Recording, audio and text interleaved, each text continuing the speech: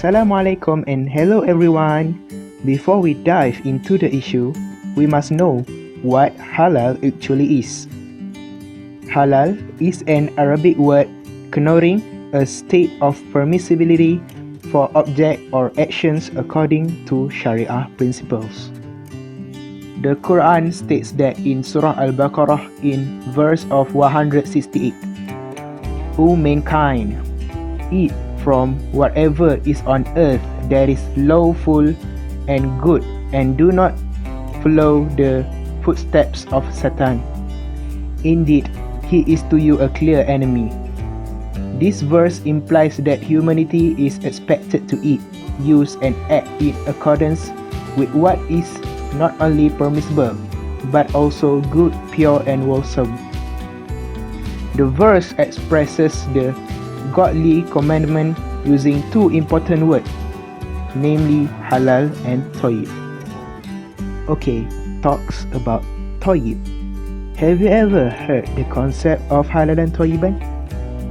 The halal and tayyiban is a more comprehensive method that seeks to achieve international standards compliance, make it universally acceptable. For instance, nutritious products that contain halal ingredients and at the same time do not contain any substance that could endanger human health and life may be certified as halal and tayyiban by certifying authority upon fulfillment of all requirements set under relevant halal and tayyiban standards.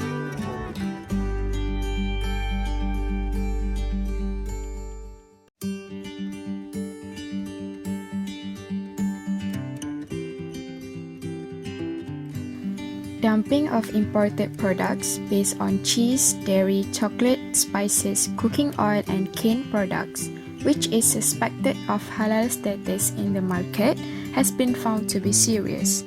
Without an international halal certification issued by an outside body or otherwise, it is not recognized by the Islamic Development Department of Malaysia, JAKIM. The product is seen free of charge and on retail shelves.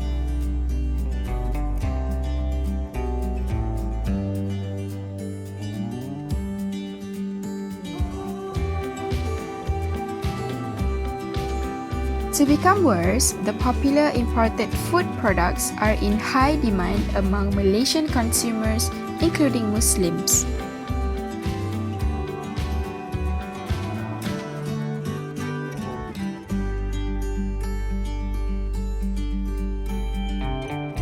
This situation raises questions about compliance with supermarket management, importing companies, and food products businessmen from overseas for the JAKIM halal certification rules. It is also found that they are still using the halal logo, but its status is doubtful because it is not supported by JAKIM.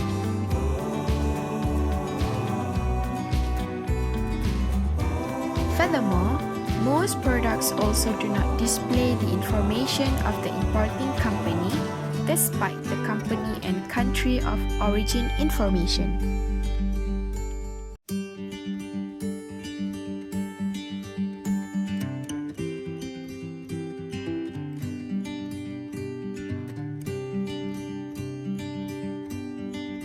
Next, we are going to discuss about who is responsible to identify whether the food is halal or not. In Malaysia, all foods and drink are certified by JAKIM. JAKIM plays important role in focusing on halal certification and compliance with halal standards. If the foods have a halal logo from JAKIM, it will increase the confidence from consumers. This is due to JAKIM is an organization that recognized by the KPDNKK.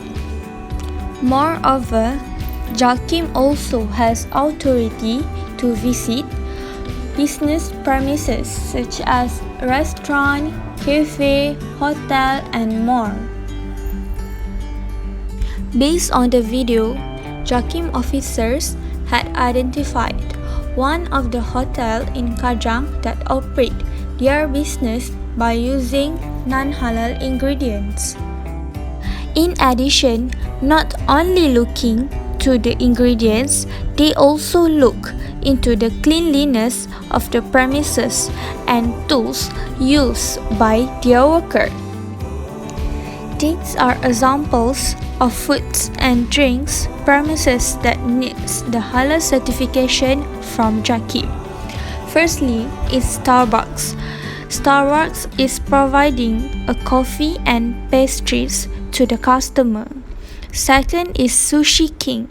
Sushi King sells a variety of sushi from Japan.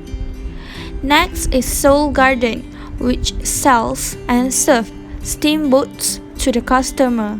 And lastly is Shihilin Chicken. Shihilin Chicken sells a fried chicken from Taiwan Street.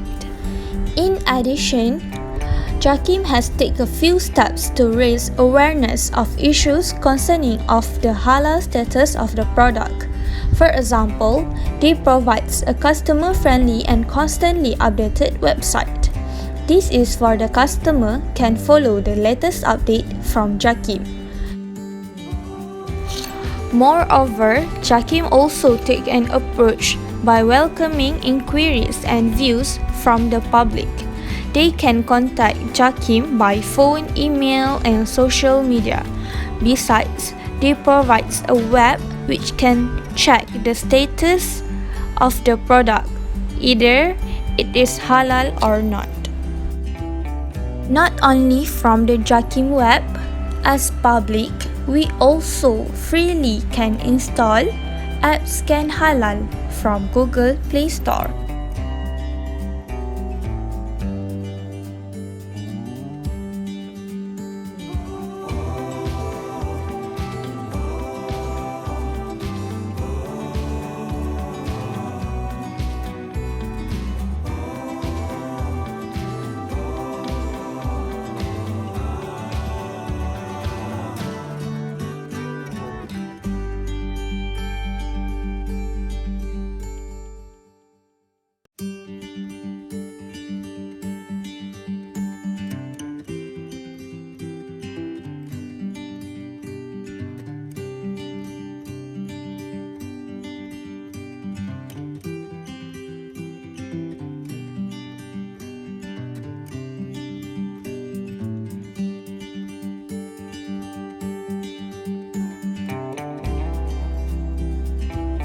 To get more clear about this issue, let's hear explanation from Ustaz Azhar Idrus, an Entrepreneur Development Minister.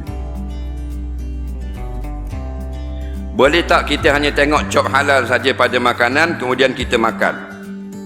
Dia nak beli makanan, dia tengok ada halal, halam alif lam, halalun. Adakah boleh makan? Jawabnya, yang boleh makan kena faham baik-baik.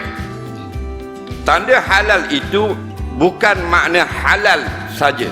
Tanda itu adalah memudahkan umat Islam mengetahui apakah hukum secara umumnya makanan produk ini. Itu saja. Kadang-kadang berlaku benda itu haram kerana tanda halal itu disalahgunakan. Tapi Islam tidak sampai kita kena cek sampai dikilang. Ad-dinu yusrun, agama mudah. Jadi kalau ada tanda halal, insya-Allah boleh makan. Tapi bila tidak ada tanda halal, bukan makna haram. Tanda itu saja. Tanda itu sebagai alamat saja. Kita naik kereta ditulis kanan Kuala Ketir, kiri Kulim, contoh. Dia pun pergi kanan. Mana? Rupanya budak-budak pusing. Nampak? Patut kiri Kuala Ketir, terbalik dah. Jadi kadang-kadang berlakulah cop halal, tidak betul. Tapi hak tu nadir, jarang-jarang. Hak pada asasnya tanda halal itu memang telah disahkan halal. Okey, untuk memudahkan kita letak tanda halal. Jadi bila kita ada tengok ada tanda halal, kita pergi di Indonesia, pergi Thailand, nak pergi di Korea kadang-kadang, di New Zealand pun ada tanda halal. Jadi itulah tanda kita dibenarkan makan. Bukan tak ada tanda halal makna haram makan. Lebih memudahkan hati kita rasa senang. Bukan mesti kena tengok nombor telefon kilang. Nak beli biskut je, call kilang. Halo, ni kilang biskut lah. Nampak? Nak tanya itu makna baldi basuh betul-betul tak? Baldi. Faham? Itu kipas pusing telur. Faham? Susah nak makan. Nabi SAW dibawa balik, dihadiahkan keju daripada Syria, daripada Syam. Masa tu keju ni 2 jenis. Satu buat daripada lembu, satu daripada babi. Nabi tak tanya ni lembu babi ke lembu. Dan Nabi makan, menunjukkan kepada tidak ada korenah orang yang membawa itu boleh menyebabkan jatuh pada perkara yang haram, maka Nabi terima. Itu memudahkan. Baru ni NGO ada menjalankan kempen buy Muslim product first. Jadi kempen kita macam ni akan mencecahkan tak usahawan-usahawan bukan juga? Saya rasa tidak. Kalau kita tengokkan hari ni, kalau ditujukan kepada pembekalan barangan halal. Contoh di negeri utara ni, buatan barangan halal 70% dikeluarkan oleh orang bukan Muslim. Dia tak ada masalah. Kepiawaian tu kita kena, standard kita kena ikut, JAKIM kena ikut, tak ada masalah pun. Jadi isu NGO nak membangkit ini adalah satu, saya rasa tidak kena lah. Sebab kita ni adalah satu masyarakat berbilang kaum. Tak perlunya produk keluaran tempatan ini kita mengadakan naratif begitu. Saya nasihatkan janganlah. Kalau dah halal tu, itu hukum yang telah kita setujui dari sudut makan halal dan makanan halal, maka kita ikutlah. Siapa-siapa yang dapat sijil JAKIM, dia boleh menjual tanpa nak kata kita nak boykot dan sebagainya. Tak perlu. Itu semua tidak orang kata tidak konstruktif. So, as a Muslim, information on halal food production, preparation, handling and storage are the most important information needed by Muslims before they take and eat the food. It is important for food industry to have halal certification from JAKIM.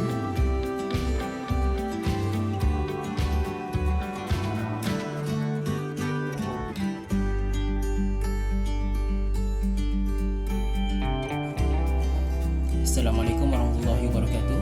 Jadi di sini saya ingin membacakan beberapa pendapat daripada orang-orang awam dekat Google Form. Disebabkan kita sekarang tengah berada dalam PKP, iaitu Perintah Kawalan Pergerakan. Jadi kami tak sempat untuk interview sesiapa. Jadi apa yang kami sempat, kami gunakan medium yang ada, iaitu Google Form untuk interview orang ataupun bertanya soalan kepada orang. So jadi kita pergi ke soalan yang pertama, iaitu penggunaan teknologi melalui sistem QR code yang dapat memastikan status halal. Adakah usaha ini perlu digiatkan? So kat sini kita nampak ada 16 respon, iaitu ada 16 orang respon terhadap soalan ini, dan 87.5% berkatakan yang mana ianya perlu, dan 12.5% berkatakan yang ianya tidak perlu. Jadi pada pendapat saya, kenapa orang ramai menyokong untuk menggiatkan usaha QR code ni? Sebab pada era sekarang ni semuanya adalah di hujung jari. So bagi saya, dengan kewujudan QR code untuk memastikan status halal, ianya akan memudahkan orang Islam untuk mengetahui produk mana yang halal, produk mana yang tidak halal, tanpa perlu ada logo halal pun tak apa. Yang penting kalau ada QR code ni, sesiapa pun boleh cek. Kita pergi ke soalan seterusnya. Ada 16 respons juga. Produk yang anda ingin beli mempunyai logo halal yang tidak disokong JAKIM, iaitu halal Indonesia, halal Australia dan lain-lain. Adakah anda akan membeli produk berkenaan? So ada 81.3% yang menjawab bahawa selagi ada logo halal, selagi itu ianya bukan produk was-was, dan 18.8% menjawab bukan logo halal Malaysia, saya tak akan beli. So pada pendapat saya, sebenarnya logo halal ni diiktiraf sebagai satu dunia, dan JAKIM pun ada mengeluarkan beberapa logo halal. Sebenarnya banyak logo halal antarabangsa ni yang JAKIM iktiraf. So sebenarnya tak ada masalah pun kalau macam logo halal Indonesia, halal Australia. So kat sini memang sebenarnya JAKIM dah iktiraf lah halal diorang ni.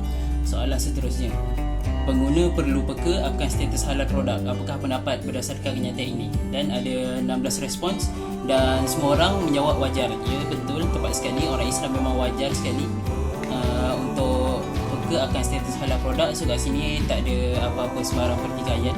So kita akan ke soalan seterusnya, iaitu sebagai pengguna yang prihatin, berapa kerap anda menyemak logo halal produk sebelum anda mengambil keputusan membeli sesuatu produk tersebut? So 56.3% menjawab kadang-kadang, 43.8% menjawab selalu dan tiada yang menjawab tidak pernah. So kat sini sebenarnya untuk kita menyemak logo halal ni sebenarnya penting. Tapi kalau macam produk yang kita dah selalu beli, so guys, tak ada jadi masalah lah.